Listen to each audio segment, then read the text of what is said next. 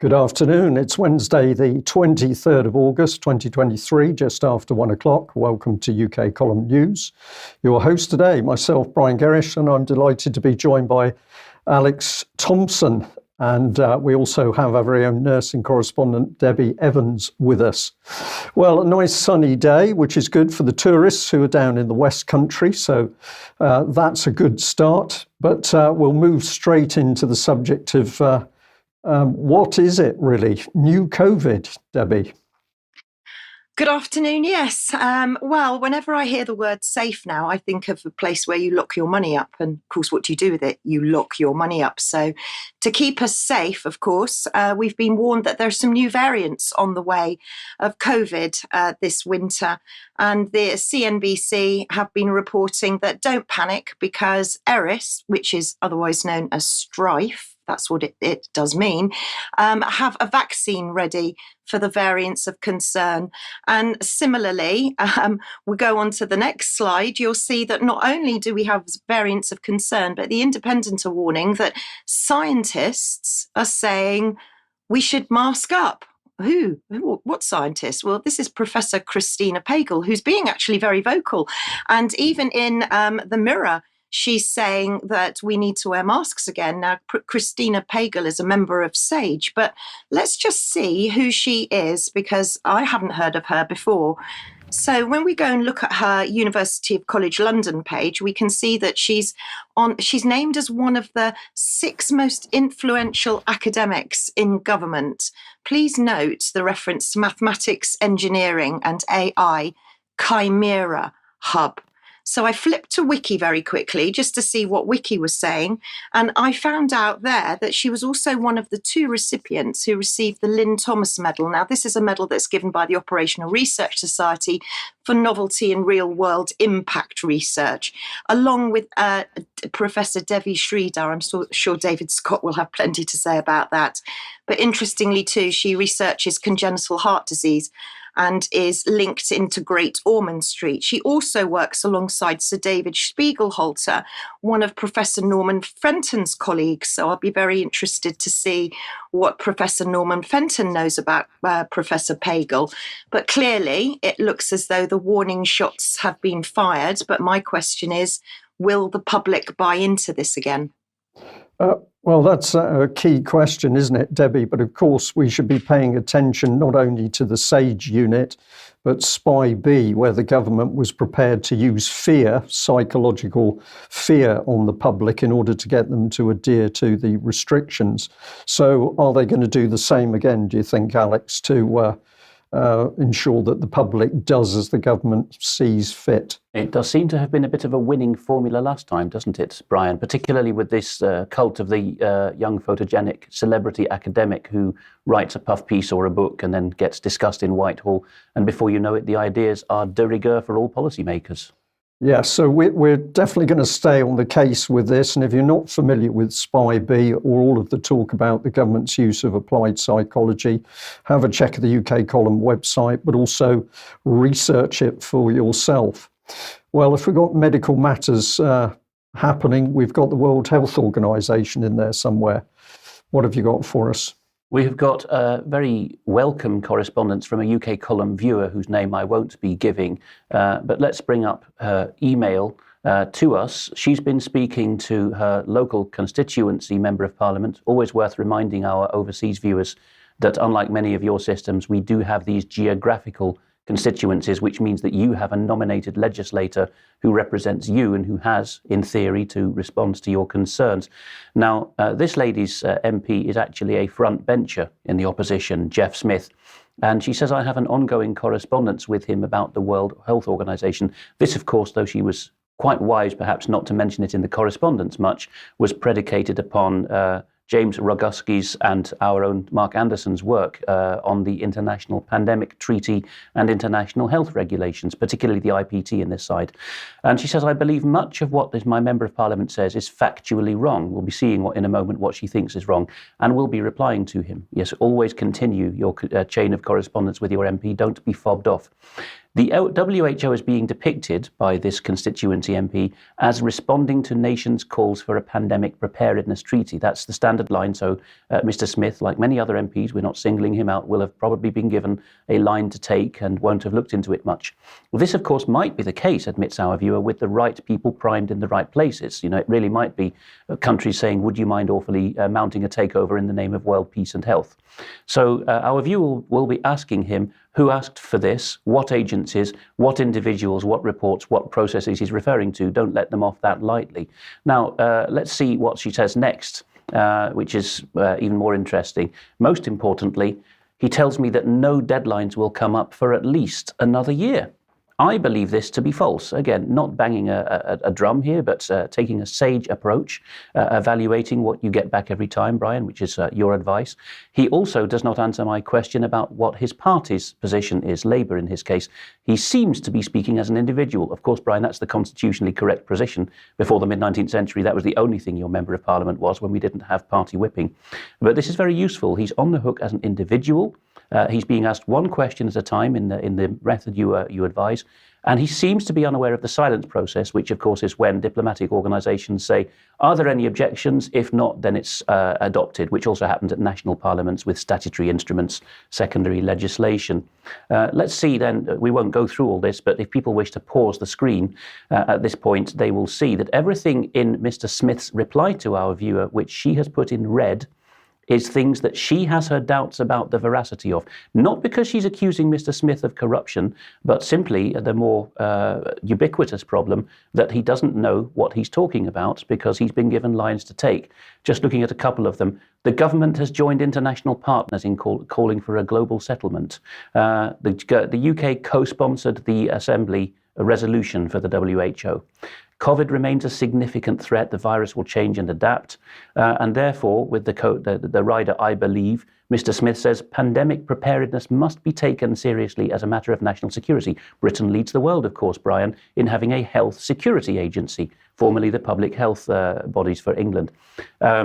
Protecting national sovereign rights is distinctly still possible. And it's not a conspiracy, but this process in Geneva is based on the very basis of international cooperation. We'll see where this goes, but it's rather telling that members of Parliament do seem to speak as individuals when they get onto this point. And we're going to play a couple of minutes of video at the end of this, which doesn't exactly go with that, I'll be honest, but it was circulated again last week by Hrvoje Moric, the very excellent Geopolitics and Empire podcaster. I always recommend people consume everything that he puts out. Here, a couple of years ago, he's talking to an author, Todd Miller, about why it is that all of the West's blocks of countries and individual countries, Japan, the two North American giants, the United Kingdom and the European Union in particular, why they seem to coordinate so much. The focus of this interview from 2021 was on borders, but you will see a lot of commonalities here with how countries club together at UN side bodies like the Geneva WHO and what end they have in mind. Think particularly about what enemy they're putting in the frame as you hear Todd Miller speak. The way that European Union officials, Australian officials, United States officials, Canadian officials, you name it, start talking to each other in these summits, it becomes quite clear that what they're doing is just constructing these parts of this bigger, much more massive apparatus than I could even fathom that was going on. And I actually knew about this stuff going into this. So that's like when you talk about the 77 border walls. Well, those 77 border walls is a part of this kind of, I guess, collaboration of elites that are coming together, putting up these walls, then train, all this border patrol training that the United States does, not only in Mexico, but in Guatemala and Honduras and Panama and Colombia and Dominican Republic and Kenya and the Philippines and Jordan. You start looking at it and it all comes together in sort of a harmony and a certain logic of it. Like I started imagining it as a scaffolding, right? A scaffolding of of these many border systems that keeps a system in place, a globalized system, maybe the global economy in the sense where certain small portion of people keep getting richer and many others keep getting poorer, right? A global economy that's produced 2,200 billionaires and who have more wealth than 4.6 billion people. For something like that to keep to be able to sustain itself, it needs this kind of militarized apparatus. It needs these like people to be confined to certain places and not being able to have that freedom of movement. So the militarized and security apparatus is the pretext. The US and other Western big boy enforcers are putting up the scaffolding, and whether you're talking border security or health security, the same outcome, which is that the favored contractors and lobbyists are making a financial killing, if not a literal one. Yeah, and that is the pattern. And of course, one of the things that that organisation, that system is interested in is data. Let's have a look at a little exchange between myself and the GP's surgery. So I have been bombarded with offers of an annual flu vaccination. So this was one of the ones that came through to me on my mobile. Please use the link below to book an appointment. Please be aware we are not administering COVID vaccinations. And then there's a link to accurix.nhs.uk. Well, I had a little bit of a dialogue with the surgery, and the result of that was I got them to mark me as opting out of receiving texts concerning vaccinations. And my record was also marked so as that not to share information, my personal medical data, with other medical agencies. Now, I've got to say that I wrote a nice email and I got a nice and efficient response. Maybe this shows other people what can be achieved if you do tackle your local surgery. But I was simply tired of being bombarded. But here's Accurix. And I found this a fascinating company. The simple way to communicate about patient care. Lots of nice childish diagrams, as we've become used to as adults.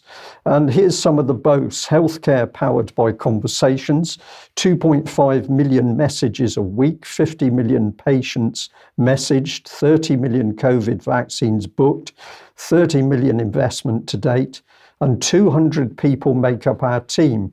Well, I'm always fascinated with who the companies are, so I went and had a look at their story. And, well, what a start. It started in a rundown hospital in Euston. Do you get a good feeling out of that, Alex? That's one of the most down at heel of London's 12 central stations. Right. So it starts in a rundown hospital in Euston. It was founded by Jacob Haddad and Lawrence Bargary in 2016. And originally it set out to tackle antimicrobial resistance. No doubt Debi will have something to say about that. But it says at the time, we're just a tiny team in a tiny rundown office in a now demolished hospital. So how did this organisation spring into being? Well, I always like to go and have a look at the people. So here's Mr. Haddad. And this is for a Rewired conference where he's going to be speaking. But I was curious as to how he ended up with access to some of my personal data. This is his background. We've got University of Oxford, a Masters of Engineering, which included economics and management. Brian, I wonder what David Scott, our civil engineer on the team, would have to say about someone who purports to study engineering plus 2 other subjects in 1 degree. Well, I think he'd say the engineering was weakened, but we'll leave that to the viewer to decide. But if you note, he goes on to Imperial College London, where he does an MSc in health policy part-time. Notice also the dates, 2016 to 19.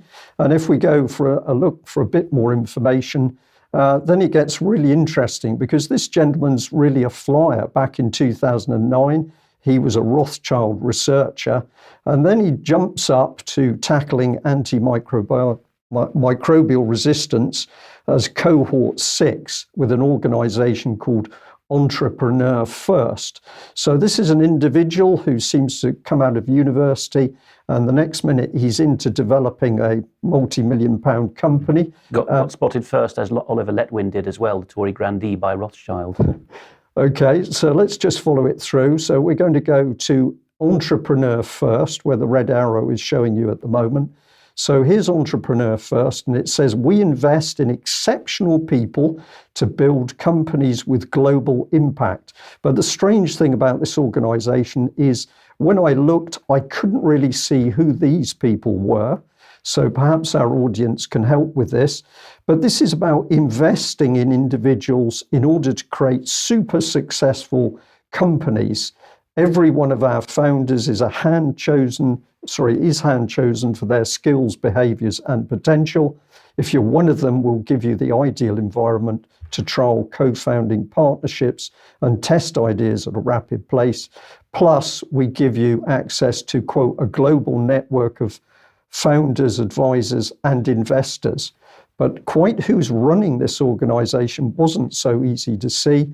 But you can see the power of it, over 600 companies and over $10 billion.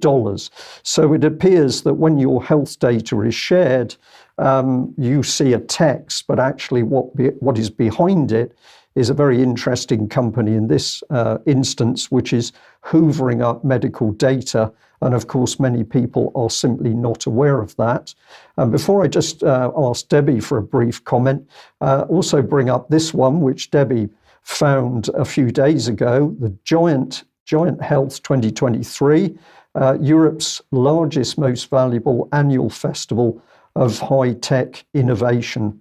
There you are, Debi. What's your take on data being put out to a Curix and this big company that helped create it? Do you mind if I save my comments for extra? Because there's far more to this than meets the eye. Okay, well, that's it. So if you're a subscriber of UK Column, you can join us for extra. Now, where does that take us, Alex? I think a bit of censorship. EU censorship, but before that, just a call out to viewers that early versions of that company name, Accurix, had a capital R, lowercase x at the end. It strikes me that that's jargon acronym speak. Capital R, lowercase x. There may be a meaning in there for somebody who knows what it is. But on Friday, as reported here by Verdict, which is a news platform for businesses, Europe's, or the EU's as that should really read, Digital Services Act comes into force. They are subheading that with, in the event of non-compliance, the EU can issue sanctions of up to 6% of a company's annual turnover. This should be read in concert with the media board proposals which are now being cobbled together by the EU, which Taylor Hudak has reported on so well for Children's Health Defence EU. But here's the interesting bit, that the law obliges digital platforms, the big ones that is, just under 20 of these big boys, to remove what they call illegal content. But the illegal includes crimes of feeling, hate speech, which haven't been put into corpus juris even at EU level, and some of the member states don't have it. Denmark, the Netherlands, for example, don't.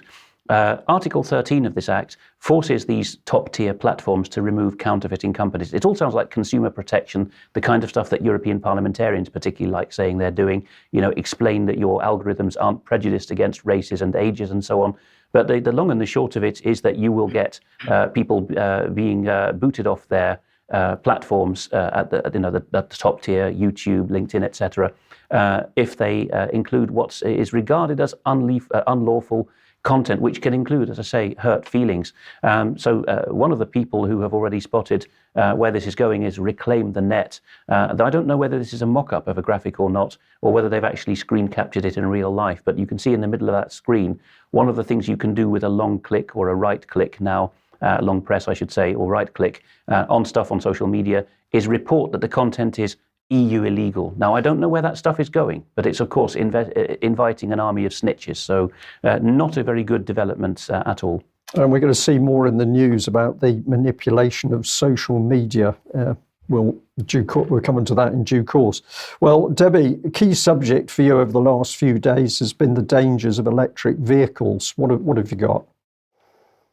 Yes, well, I'd just like to remind people that the UK is thinking of importing thousands, possibly millions of Chinese electric vehicles, Chinese electric cars. So with that in mind, I've been keeping a very close eye on electric vehicles and lithium-ion battery fires. So Nikola, a truck manufacturer, have now recalled all their electrical truck fleet over battery fires. Now, my inbox has been full this week with stories of EVs. And I just want to highlight another devastating fire that the Mirror covered this week. It happened a couple of weeks ago, another death in Kentish Town.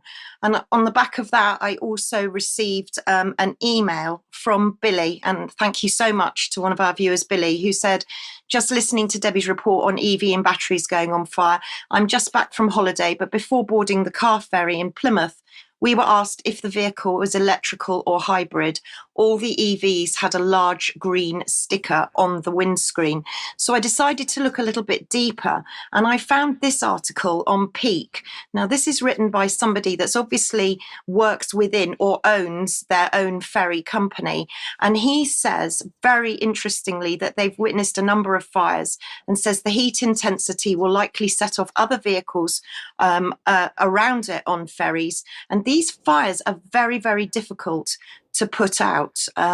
So that's ferries. But when I was standing on a platform waiting for a train the other day, I heard a tannoy announcement. I was on Great Western Railway prohibiting everybody to take an electric scooter on the trains because of the risk of fire. However, electric bikes, for some reason, were allowed on the train.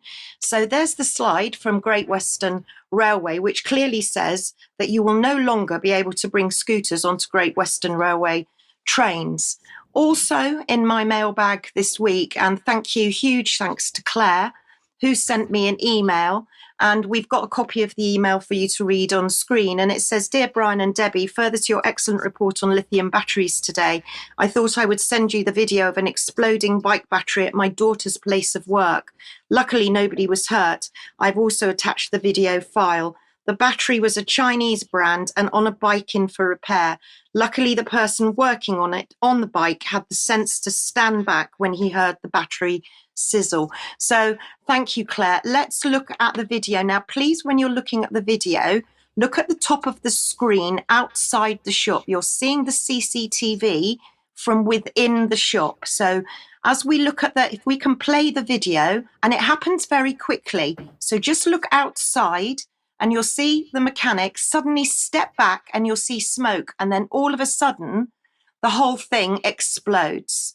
So this happens very, very, very quickly. Now, luckily, thank goodness, nobody was hurt. But that's how quickly these are happening. And I will continue sounding the alarm on lithium-ion batteries for as long as it takes.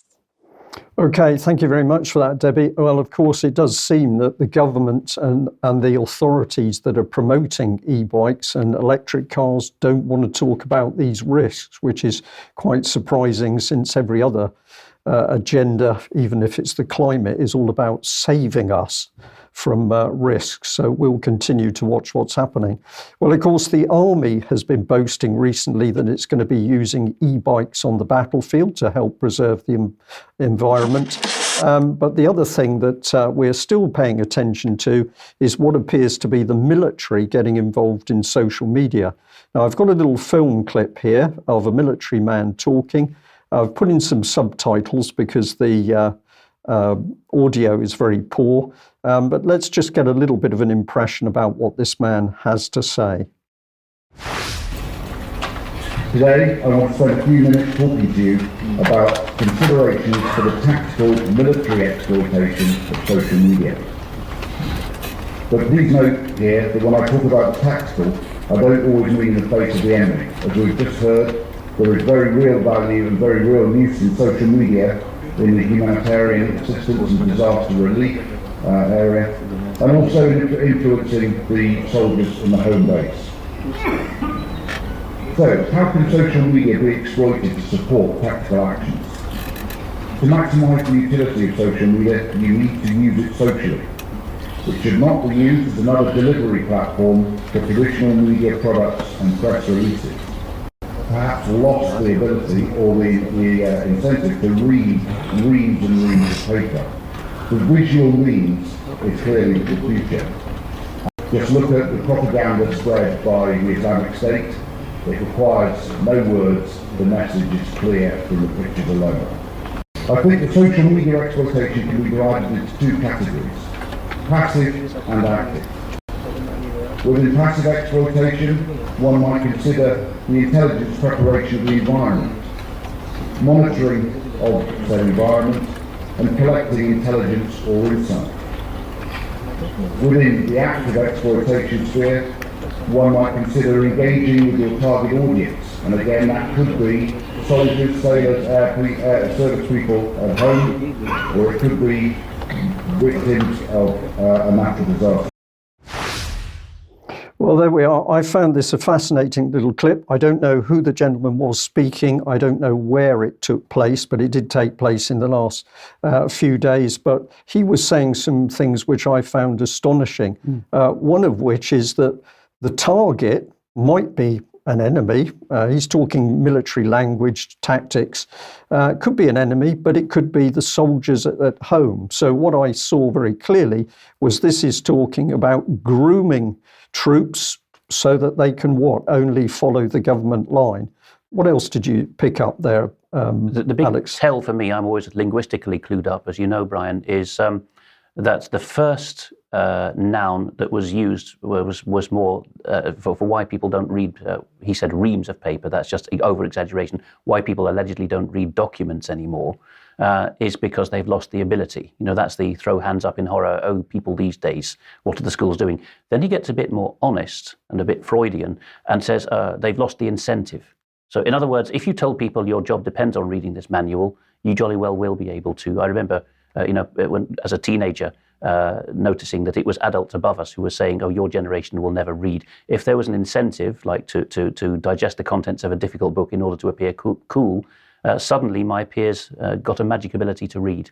But of course, no, we're going back to Edward Bernays and what's the word, semiotics, suggestion by images. Yes.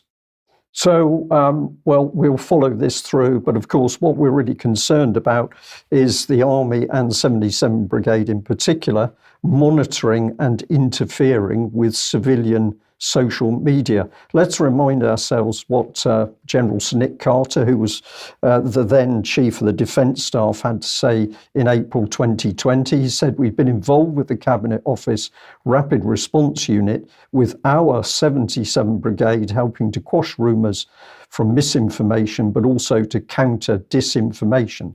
So this is the Army at the time working alongside the government. And what was the target? The target was, amongst others, the British public.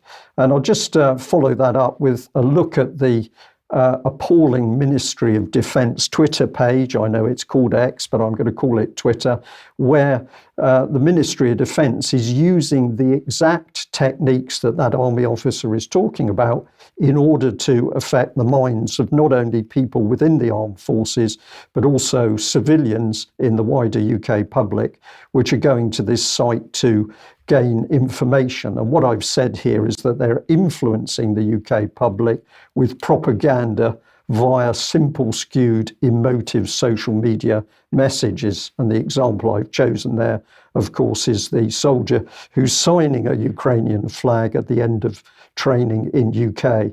And unfortunately, what the Ministry of Defence doesn't say is that young soldier is probably going home to Ukraine to die on the battlefront.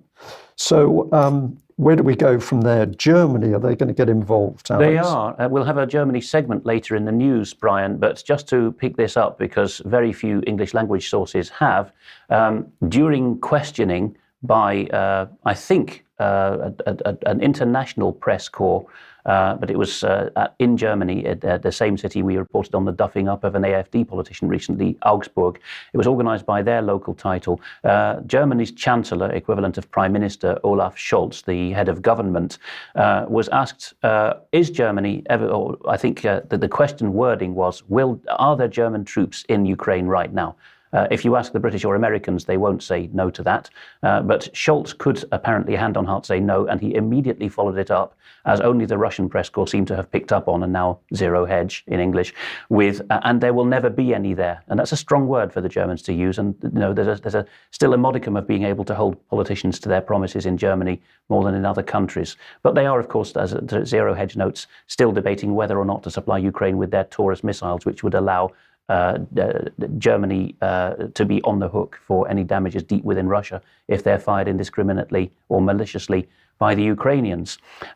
It's not just, reverting to social media there, it's not just politicians in Britain or the EU who are saying that social media really ought to be controlled or perhaps allowed to die the death.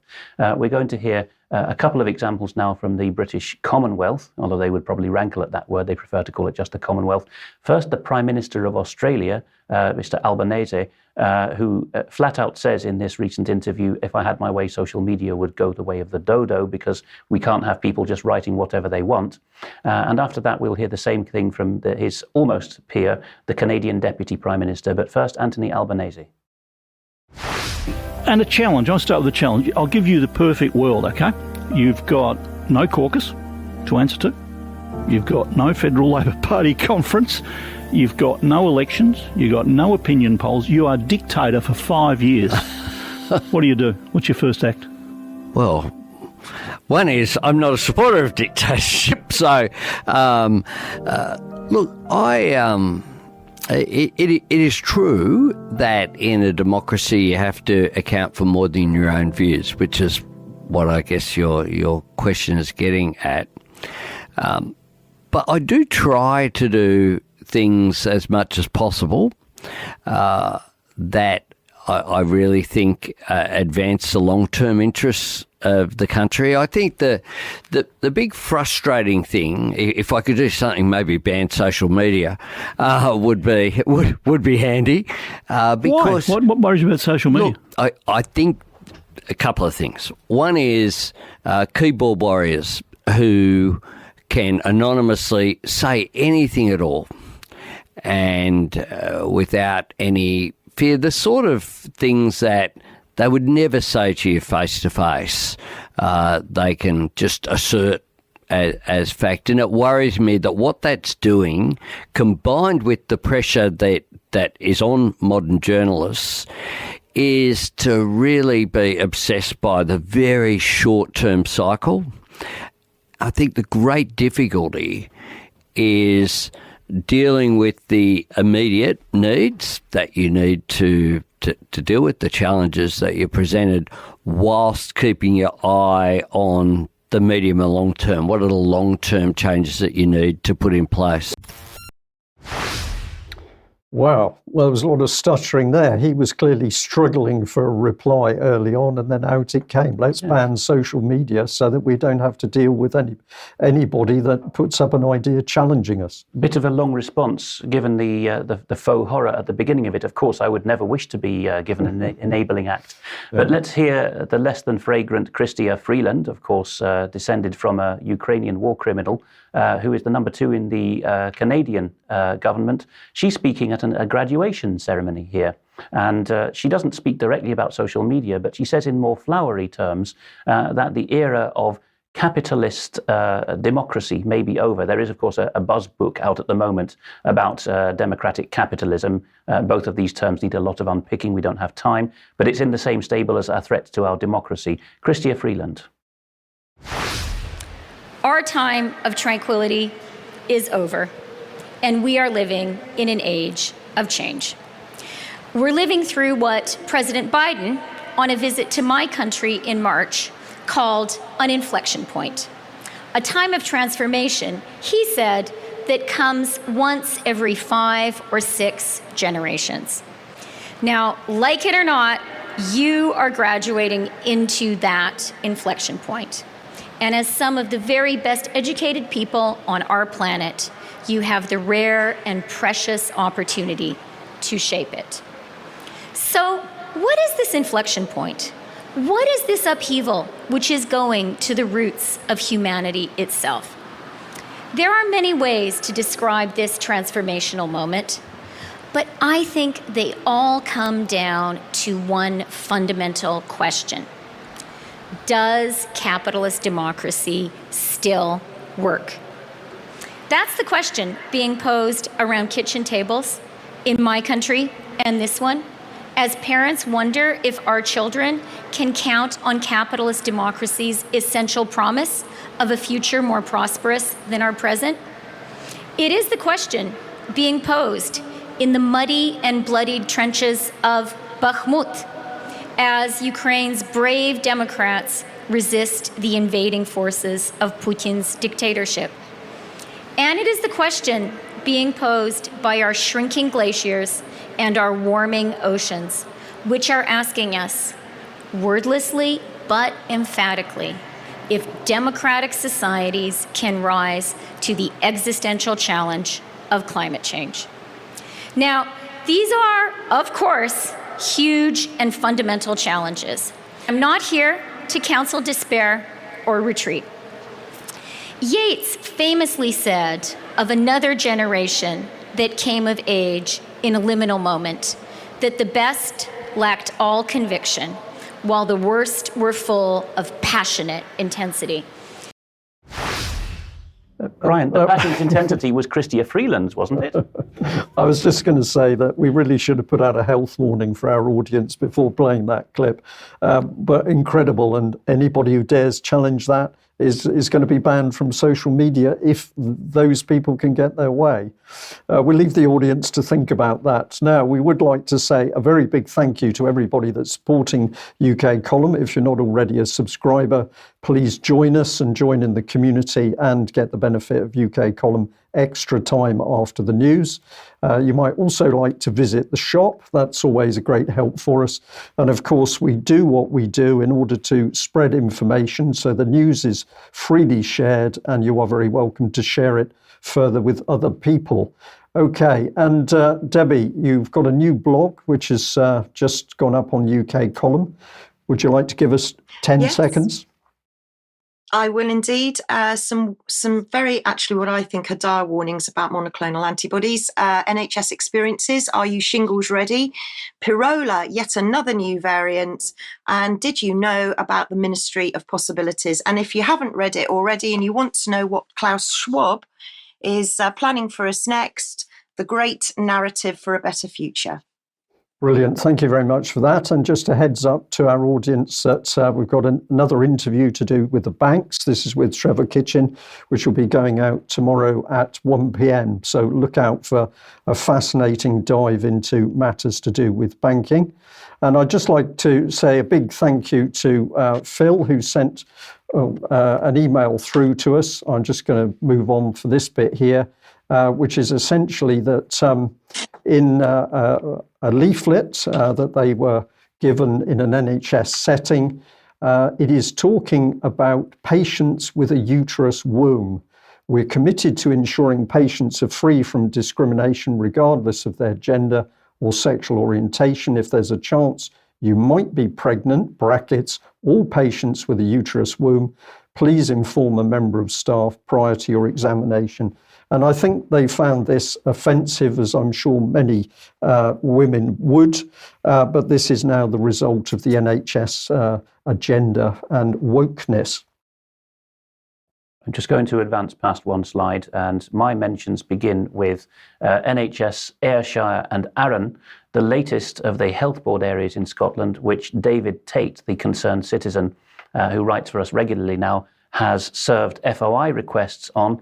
He finds astonishingly that the two university hospitals in a very populous part of the west of Scotland had very, very few deaths actually attributed outright to COVID in each of the 3 pandemic years. The most striking datum was from Ayr, where the statistical threshold wasn't even met, and for privacy reasons they couldn't tell him for any of the 3 years how many patients had died of rather than with COVID, because it was fewer than 5. And at the other university hospital in the area, one of the largest in Scotland, just outside Kilmarnock, they had only 8 within the 3 years. Yeah, incredible, but well worth reading. And there's going to be more from David Tate that I'm sure our audience are going to find very informative. What have we got here? We've got anyone concerned about the RSE agenda in schools, the sexualisation of young children.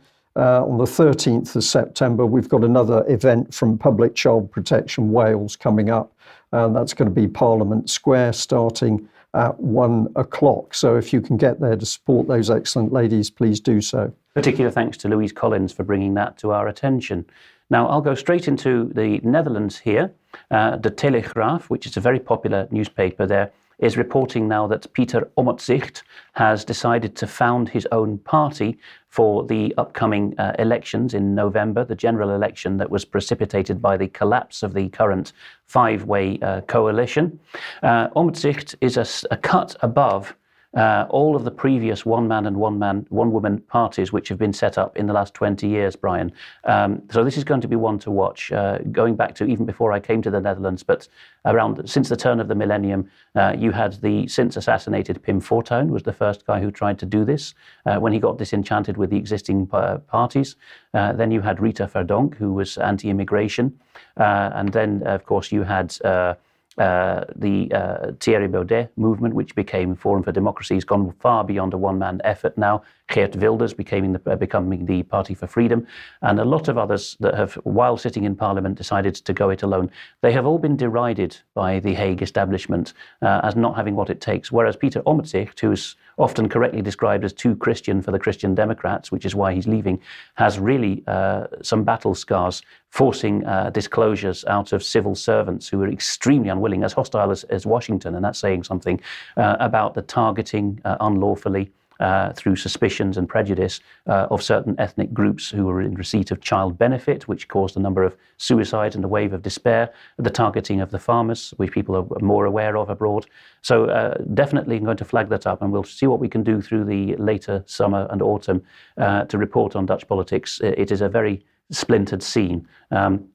Germany next door seems to be following what I recently reported on with regards to the Dutch cartel of parties, as they're sometimes called, wanting to ban the Forum for Democracy because they say the wrong things. And here, Winston Smith, an obvious nom de plume inspired by 1984, George Orwell, blogging as Escaping Mass Psychosis, can't believe that Germany is once again thinking about banning political parties. Having said, that this is something that the Greens would not largely benefit from, he comes to this at the end. The stupidity of this move cannot be overstated. This is the bit I'd like to major on, rather than despairing, because it shows that the end of the regime, the fin de siècle, is near. It's almost comically ridiculous in its outward appearance, as we've been reporting recently, that Alternative für Deutschland might be banned as it reaches the quarter of the electorate level of support. It comes off as some kind of accelerationist propaganda. Reed Ian Davis on our website to understand that. It's just laughable buzzwords. The meat of the article earlier on, though, in the blog, says this rather tellingly, and this is, again, transnationally true. It's also known that the Greens, not just in Germany, gain benefit from the existence of parties which can be tied with nationalism. So even though it's always the Greens, especially in Germany, who say Germany must die the death, we mustn't mention Germany in official documents, we're just a piece of ground at anyone's welcome, nevertheless, they gain from the punch and Judy show, because the mainstream press is ideologically socialist. That's new left, not proper old left. Therefore, attacks are targeted to the right. It sways voters to the left. And what you see in the last few years around continental Europe is people think they're being really hip and rebellious by voting Green. But the Greens are the Clinton-style Greens now. A couple of years ago, the Clintons personally came to Germany's elections 1 October to see how well the Greens were doing. It's possibly they're taking their Chicago machine with them. Eugupius, I never tire of recommending, who's now left academia, a really incisive German with, as usual for this top tier of German bloggers, better English than us, says this about the related issue of the climate hype, which of course is closely allied with the Green cause. We know it's been hijacked since the original Green parties. He says that the windmills will keep turning and the electric vehicle subsidies will keep flowing, but climate ideology will give way to more standard programmes in the Green Party. Think of the SNP Scottish Green coalition, which is on the verge of falling apart, with SNP seniors saying we cannot deal with these nutters. So Eugupius says that even in Germany, with the biggest Green Party share in the world, basically, social justice and entitlements will be the new order of the day. It will be a new left, basically, and the movement will gradually self-assimilate into the rest, of the regime allied parties. What else does Eugupius say? Speaking earlier in the blog about a trivial matter, he says what we learn from it about the Greens is that the technocrats within the party, the climate scarers, have had nothing but defeat and embarrassment, again paralleled in Scotland's coalition. Their cataclysmic proposals are seen as out of touch, so there's now a fissure in the party.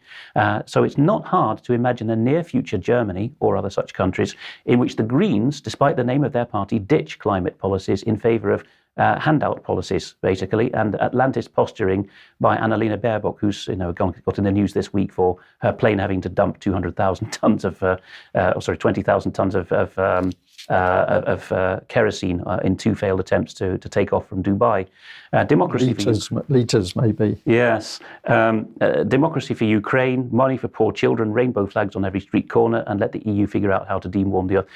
So you see, one of the things coming out of this is that Germany so identifies now with the EU that AfD is going to be banned, as the previous blog I showed suggested, not only because they talk about remigration, which is a term that the establishment really takes horror at, but equally, or almost equally, because they say we can imagine a future without the EU.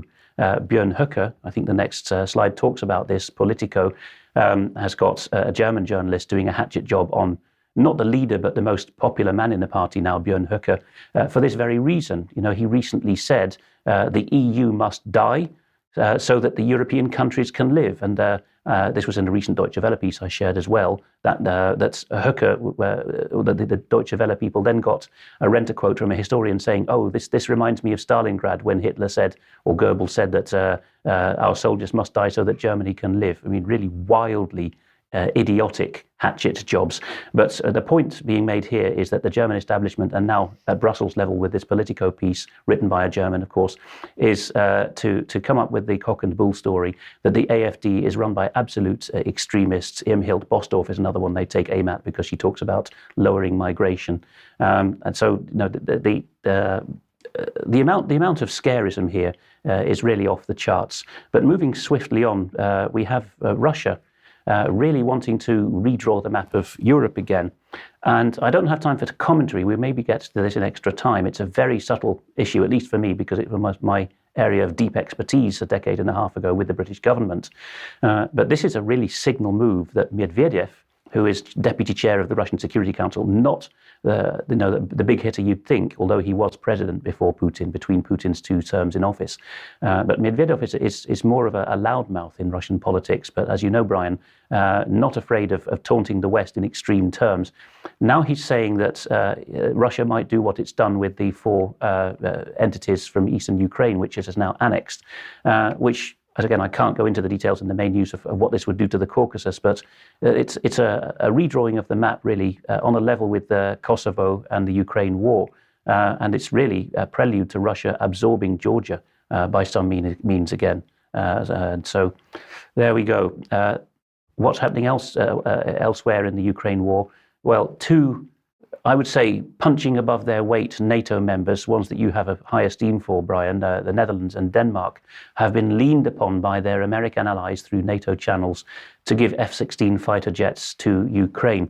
Mr. Zelensky has come up with some interesting numbers that can't really make sense, because he said we're going to get 42 F-16s, a huge number, Brian, reminiscent of The Answer to Life, the Universe and Everything, if you know your recent British dissident fiction. But nevertheless, the two prime ministers, Rutte and Mette, in Denmark, have not given such numbers. The Danish prime minister spoke of perhaps rustling up 6. Mark Rutte has said no number at all. And meanwhile, the Air Force Times, a sister paper to the one we just featured, the US Military Times, Air Force Times says that the air war is now shaping up. Famously, it was something that was conspicuous by its absence in the first year. They are admitting here, Brian, in the form of the most senior US Air Force general in Europe, Mr. Hecker, that their top priority is figuring out countering air and missile defenses, jamming, EW, and other anti-access capabilities. Because of the Ukraine war changing the agenda, air forces are becoming active policemen in certain areas of airspace. And he's more or less admitting that the Baltic corridor, Estonia, Latvia, Lithuania, less so now Finland's joined NATO, but still, they're the ones, the outliers, and they're going to be aggressively defended, as it were, by policing missions. I don't know what you make of that. Just one more before I put it back to you is a call to deep specialists in air power. The Mitchell Institute for Aerospace Studies has a quite high-ranking podcast guest here. It's obviously a US podcast. Their guest this time is Air Marshal Harvey Smith, not the Air Chief Marshal, but he is the Air and Space Commander for the rapidly diminishing Royal Air Force.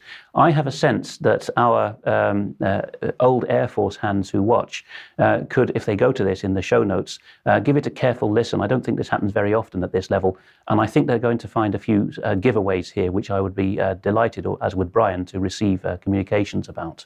Yeah, well, my comment is that if you've got senior military people using language like we're trying to figure out how to handle air defence, what they're really saying is that they're floundering around because they've realised that the Russians at the moment have an extremely strong and effective air defence, which is going to handle F-16s as easily as any other aircraft which it's dealt with, but more on that another time. Well, let's switch from matters geopolitical to matters a bit more earthy. And Debi, you've been having a close look at Eden. I have, yes, not more for. I actually live 2 minutes up the road down the road from the Eden project here in Cornwall. And my huge thanks to Ben Rubin, who sent me a number of links. And I just want to explore with you one of the links that he sent me, because going on at the Eden project in November is a massive conference.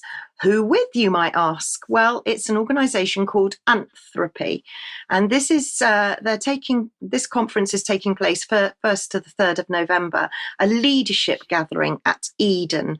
So, what's Anthropy's message? Well, their message is that you've never been to a gathering like this before. In fact, leave your egos at the door. Now, this organisation has a charter, it has a huge agenda. I mean, so many agendas I can't begin to start, but let's look at one in particular. And you might recognise this phrase, the future of Britain. Does that sound familiar? Sound like Tony Blair's narrative? So this is where senior leaders are coming together to discuss a national vision. So let's look at some of the voices of Anthropy, because the voices are very interesting. So if you slip to the next slide, you can see that they're saying that these are inspiring speakers, dynamic and diverse lineup of visionary leaders embodying the spirit of Anthropy. So let's see a few of the names. You might see a few familiar. I've put sponsors. Oh yes, the sponsors. They're very interesting.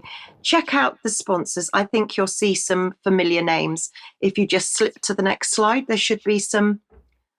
That's it. So there you go. There's all the big names, including Coots, including Severn Trent Water. I'll just leave you to freeze the frame on that. But who's doing the speaking at these conferences, I wonder? Well, there's a host of familiar names. So here's a few. The CEO of Channel 4, Alex Mahon, Dame Darcy Bussell, Mariella Frostrup, a broadcaster, Terry Juniper.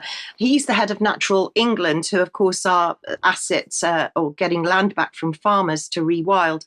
Emma Bridgewater, the founder, Lord Hastings, Kamal Ahmed, journalist, Alan Lovell, chair of the Environment Agency. And it goes on. So if you go to the next slide, you can see Lord Debden is involved, climate change, Imogen Heap, who's a singer and songwriter, Sir Tim Schmidt, the co-founder of the Eden Project.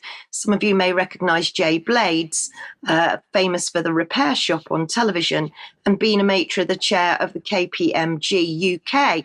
And it goes on again. So we've got another slide with a few more familiar names. Dr. Jeremy Silver, CEO of Digital Catapult. I'm sure Headley Rees will be very interested in that. Christine Hodgson, CEO of Severn Trent Water. Jonathan Parrott, author. So I thought to myself, well, how do you go about attending this conference? I'm only down the road, so I haven't got to pay accommodation.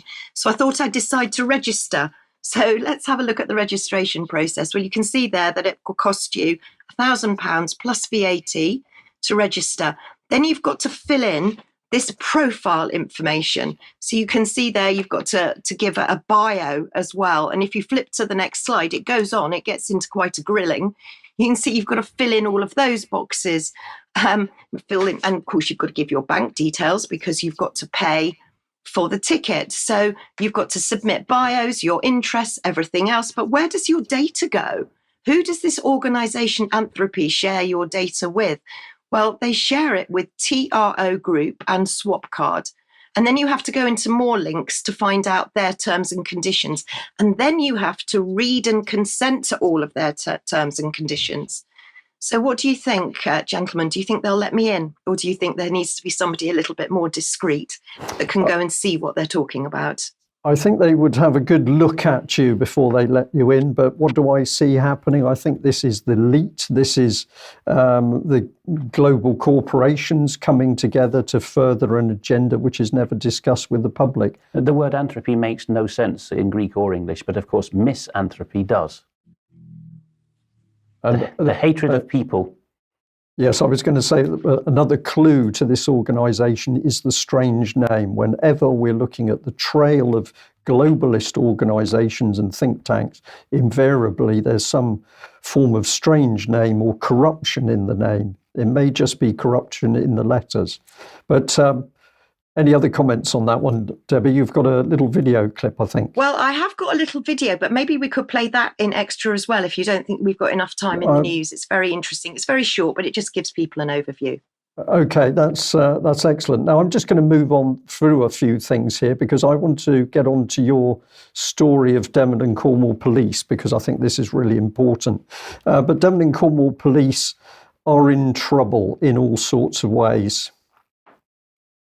Yes, they are. Devon and Cornwall Police are in special measures. Their logo or their mission statement is building safer communities together. But as you can see there, they are in special measures. They're in special measures for 3 areas of improvement: emergency calls, recording of crime, and management of registered sex and violent offenders. I'm not quite sure what what actual management means, and I don't know how violent you have to be to require management. But to make matters even worse, people might know that Will Kerr, the Chief Constable of Devon and Cornwall Police, has been suspended over serious allegations of sexual offences. Now, he denies all allegations, but until this is sorted out and investigated, the gentleman taking charge is another Jim Colwell, who has actually admitted that he's working in far from ideal circumstances, but he ensures that morale remains strong.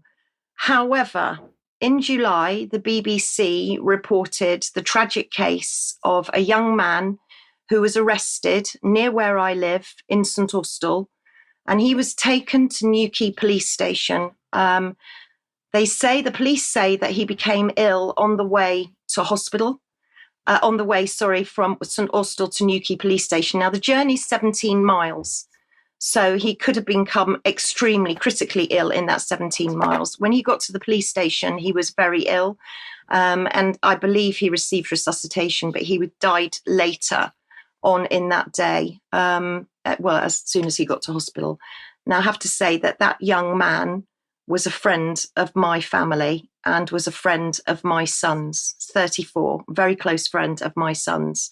And I had heard through his friends and family that 2 police officers had been arrested for manslaughter, gross misconduct and negligence over this case. The BBC reported that there was an independent investigation going on. So I sent the Freedom of Information to Devon and Cornwall Police, and I asked them the question, would they please comment on what was going on with these 2 police officers that had been arrested? My Freedom of Information was returned with the answer that Devon and Cornwall Police did have the information that I required, but they had refused my Freedom of Information request, and the grounds were that there was an ongoing investigation by the Independent Office for the Police Conduct into this case. The letter was signed. I think there's another slide of there you go. You can see where it came from, and you can see how it told me to appeal. Now, I'm very concerned about this because if somebody is arrested normally, there is a press report out to say that a member of the public has been arrested for whatever offence and has been charged. And this doesn't seem to interfere with any kind of complaint or criminal procedures.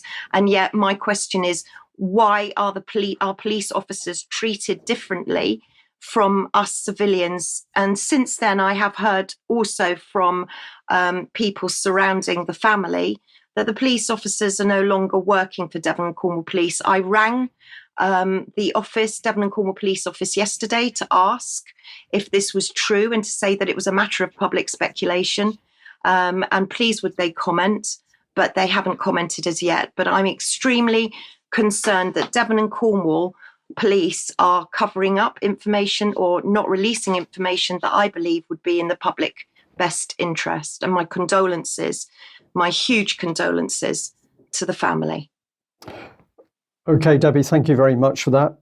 Very poignant. Well, what a state of affairs when Devon and Cornwall Police, not only in special measures, but all these things are happening around them. But of course, when it comes to the police and wrongdoing, very quickly, the public simply don't need to know. So Debbie's taken action here to try and dig out the information. Do you think we'll be seeing BBC's Mariana Spring attempting to get the truth out?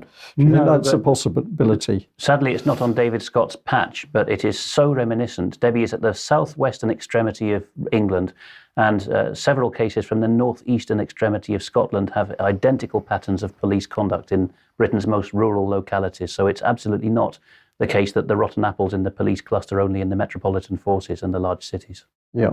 Well, we will be following on through this and we'll report accordingly. We're just about the end of today's news. What have you got for us? An old-style newsman has passed at the age of 73, and he's a man who came over to our side in later life. Roger Guttridge lost a long battle with cancer earlier this month, and I'm very grateful to Henry Widus, writing for The Light newspaper. You can read the full obituary of 550 words as it currently is drafted when the next edition comes out. But I've, with permission, been going to read out a little about this man. I love that picture because, you know, that's really just right around the time I was born. This is your old-fashioned newsman actually making his inquiries, getting things first-hand from the public, using the phone and typing things up. A wonderful image. So while battling illness, Roger Guttridge took holding the line by the horns. He turned us from a talking shop into a news agency. He was pumping out high-quality stories, interviewing members of parliament and raising awareness about big pharma corruption. And while doing that, he even managed to write a book about the history of big pharma's manipulation of everything to do with health going back nearly 200 years. What drove Roger on was a spiritual love for humanity. Not much of that in the mainstream press, is there now, Brian? And he carried out that role as a volunteer at Prepare for Change, an international group aimed at helping those on their awakening journey. He's been in journalism, he was in journalism for 50 years, working all around the southwest of England for local newspapers and also covering swimming for the sports section of the Sunday Express nationally, reporting on the London 2012 Olympics. And he was a competitive swimmer himself at county level. A journalist of many parts and one who couldn't abide the mainstream anymore as it departed from him. I don't think he departed from it so much.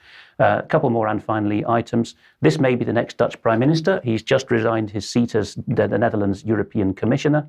Frans Timmermans, the polyglot wonder, is the image he likes to project of himself and the Anglophile, although he was bashing us hard over Brexit.